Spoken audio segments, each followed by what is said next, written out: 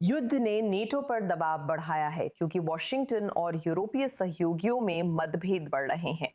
राष्ट्रपति Donald Trump NATO सदस्यों से नाराज हैं, जिन्होंने ईरान के खिलाफ उनके सैन्य अभियान का समर्थन नहीं किया, खासकर होर्मुज जलडमरू मध्य की सुरक्षा के मामले में।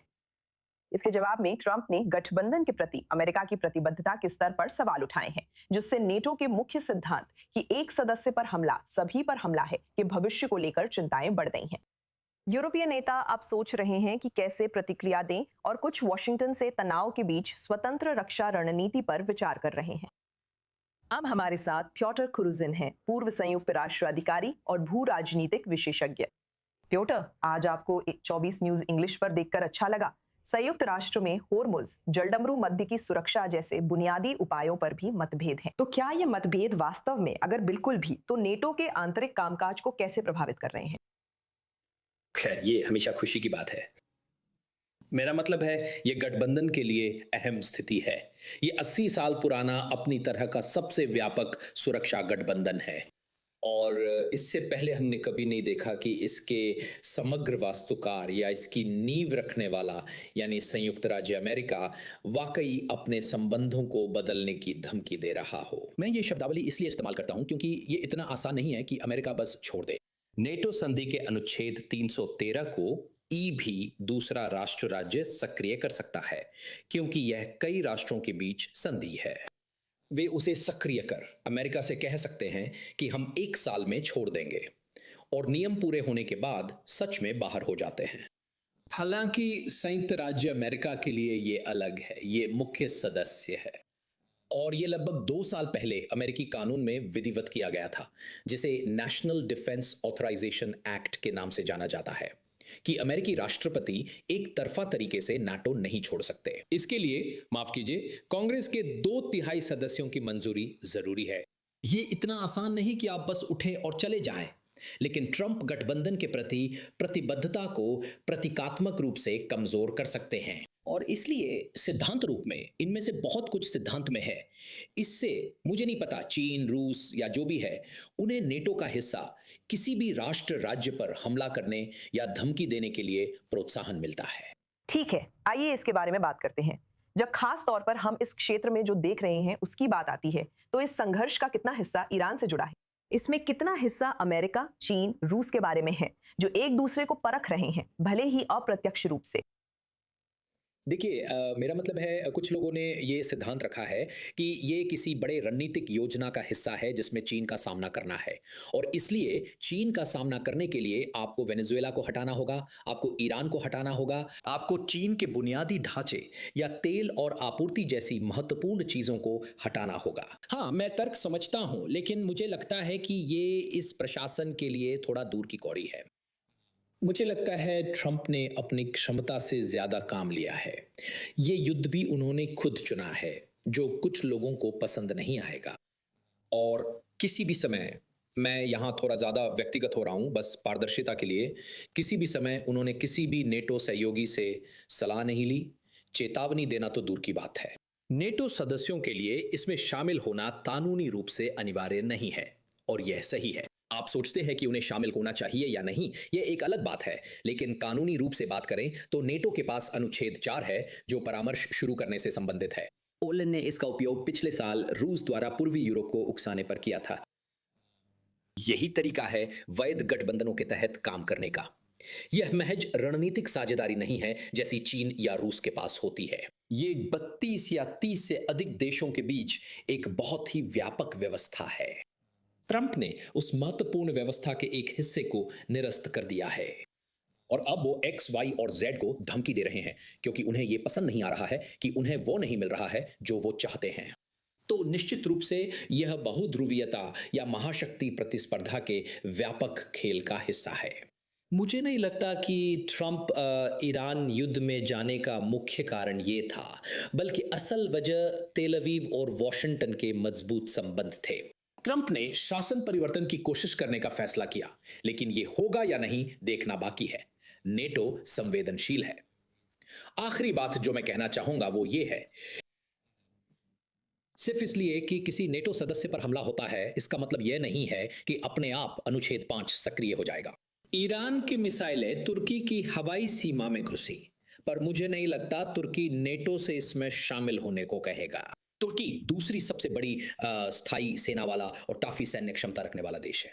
2019 में सीरिया पर हमला कर बफर जोन बनाते समय भी उन्होंने आर्टिकल 5 सक्रिय नहीं किया था। मुझे नहीं लगता कि इस मामले में नेटो की खास प्रासंगिकता है। बस इसका असर अमेरिका, यूरोप और अन्य देशों के संबंधों पर पड़ेगा। तो फिर इसी बात पर बात करते हुए, जब इतनी सार्वजनिक बहस होती है तो इससे क्या संदेश जाता है, खासकर विरोधियों जैसे कि चीन और रूस को, जो ये सब कुछ वैसे ही देख रहे हैं जैसे हम देख रहे हैं। मुझे लगता है, फिर से मैं इस बारे में ज़्यादा नहीं सोचता कि बाकी ताकतें कितनी साजिशें रच रही हैं। रूस साफ तौर पर ईरान को खुफिया जानकारी भेज रहा है और इसमें सबसे बड़ा विजेता रूस है। मुझे लगता है ये बिल्कुल साफ है। पुतिन हर दिन तेल से 150 मिलियन डॉलर कमा रहे हैं। ये उसकी अर्थव्यवस्था के लिए बड़ा फायदा है जो बहुत खराब थी। मैं जितना कहूं उतना कम है कि जनवरी में रूसी अर्थव्यवस्था कितनी खराब थी। ये उसके लिए राहत का मौका है, लेकिन चीन का मामला और जटिल है। मैं व्यक्तिगत रूप से इस बात को लेकर काफी संदेह में हूं कि चीन इसमें कितना शामिल है।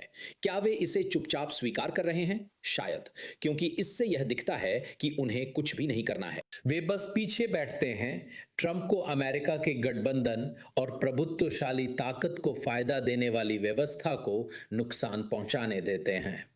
चीन भी पीछे रहता है। उसकी गैर हस्तक्षेप और संप्रभुता की विदेश नीति, या जैसा कि वह दावा करता है, तीसरे पक्ष के राष्ट्र राज्यों के लिए अधिक आकर्षक है। तो और आखिरी बात मैं बस यही कहूंगा कि चीन को आधुनिक व्यवस्था से बहुत सारे फायदे हैं, है ना? यही वजह है कि वो उसी तरह से व्यवहार नहीं करता। ये ईरान या रूस जैसा लापरवाह या विघटनकारी नहीं है, क्योंकि यह यथास्थिति शक्ति है और मौजूदा व्यवस्था से ही लाभ उठाता है। तो जब हम इस बारे में बात कर रहे हैं कि क्या चीन, रूस तुरंत ही नाटो को कमजोर करने के इस मौके का फायदा उठाने की कोशिश करेंगे, मेरा मतलब है, हाँ, ये सुनने में अच्छा लगता है, लेकिन असलियत में मुझे नहीं लगता कि ये ऐसे ही काम करता है।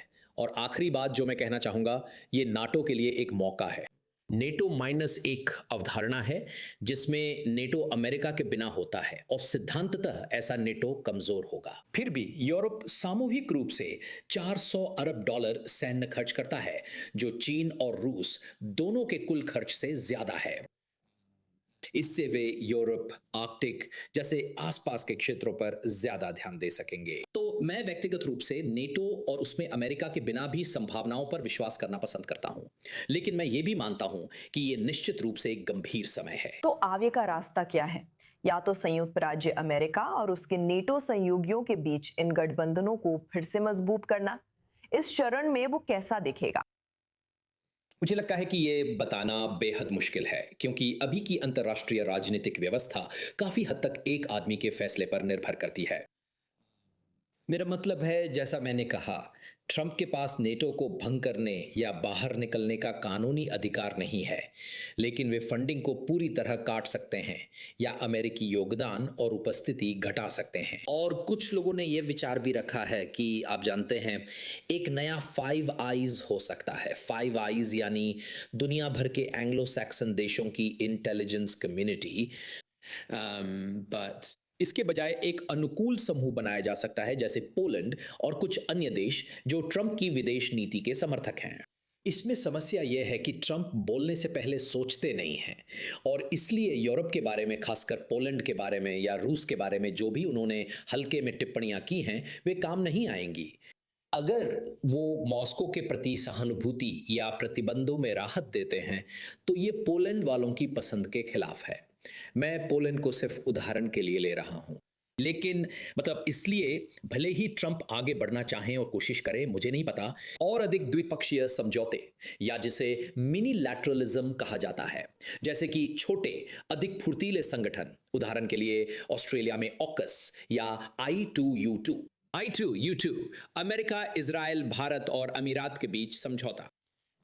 ये समस्या बनेगा क्योंकि वो यूरोपी नहीं, कई देशों को भी नाराज कर रहा है। तो मुझे ऐसा नहीं लगता, और साथ ही वो वास्तव में गठबंधन बनाने में विश्वास नहीं करता। वो उन प्रणालियों में वास्तव में विश्वास नहीं करता। वो अमेरिका की एक तरफा शक्ति में विश्वास करता है।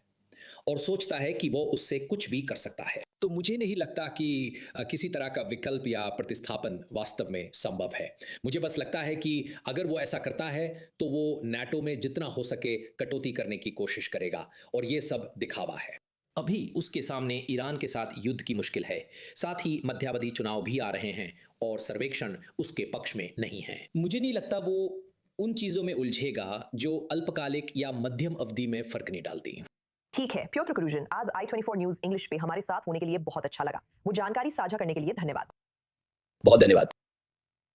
स्टूडियो में ओवन ऑल्टरमैन हमारे साथ हैं। ओवन, इन घटनाओं पर आपके विचार क्या हैं और इसका नेटो पर क्या असर है?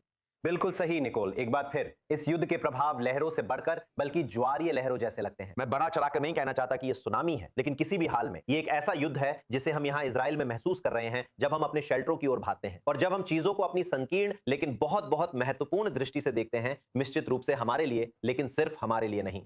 लेकिन ये एक ऐसा युद्ध है जिसकी वजह से फिलीपींस के लोग अपने एयर कंडीशनर को 24 डिग्री सेल्सियस यानी करीब 74 या 75 डिग्री फ़ारेनहाइट से नीचे नहीं कर पा रहे हैं, वो भी अपने काम पर। एशिया के कई देशों ने ईंधन उपयोग सीमित या राशन करने के अन्य प्रयास भी किए हैं।